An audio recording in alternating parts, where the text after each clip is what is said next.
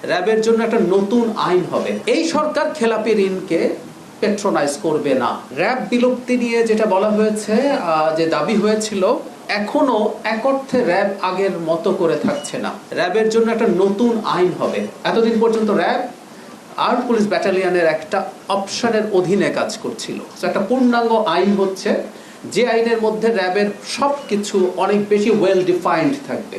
সুতরাং র্যাব বিলুপ্তির যে দাবি বিএনপি করেছিল, এক অর্থে, আবারও বলছি, এক অর্থে, প্লিজ আমার কথা মিসকোট করবেন না, ফটোকার্ড ভয় পাই ইদানিং, এক অর্থে সেইভাবে র্যাব থাকছে না এবং নামও সম্ভবত পাল্টে যাচ্ছে। সম্ভবত বলছি, কারণ এই ধরনের অপশন গতকাল মাননীয় স্বরাষ্ট্রমন্ত্রী জানিয়েছেন এবং তিনি সেটাও জানিয়েছেন যে এই আইনটা করার জন্য তিনি অ্যাক্টিভলি কাজ করছেন।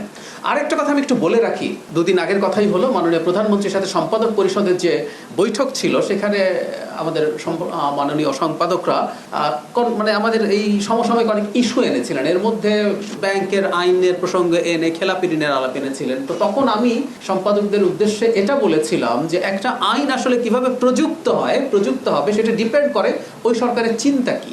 এই সরকার খেলাপি ঋণকে পেট্রোনাইজ করবে না।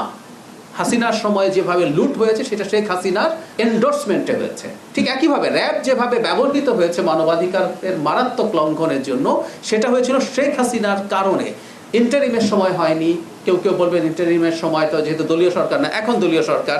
একই কথা মাননীয় স্বরাষ্ট্রমন্ত্রী গতকাল বলেছেন যে মর্নিং শোজ দ্য ডে, 3 মাসে কি হয়েছে। একইভাবে আমরা বলছি, একটা গণতান্ত্রিকভাবে নির্বাচিত সরকার আবার গণতান্ত্রিকভাবে নির্বাচিত হতে চায়, সে একটা বাহিনীকে কোনোভাবেই ব্যবহার করবে না। তবে একটা রাষ্ট্রে একটা এলিট ফোর্স থাকা দরকার আছে। কারণ র্যাবের সমালোচনা যদি সরিয়ে রাখি, আমরা দেখব র্যাব অত্যন্ত কেপেবল ভাবে নানা ধরনের সন্ত্রাস তারা মোকাবেলা করতে পেরেছে, অপরাধ মোকাবেলা করতে পেরেছে, যেটা আমাদের কনভেনশনাল পুলিশ বাহিনী পেরে ওঠেনি। তাদের অনেক ভালো ইকুইপমেন্টস আছে, তাদের অনেক ভালো প্রশিক্ষণ আছে, সবকিছু মিলিয়ে। সেজন্য একটা এলিট ফোর্স থাকবে, সেটা র্যাব নামে হোক বা ভিন্ন নামে হোক, এবং ওয়েল ডিফাইন্ড আইন থাকবে।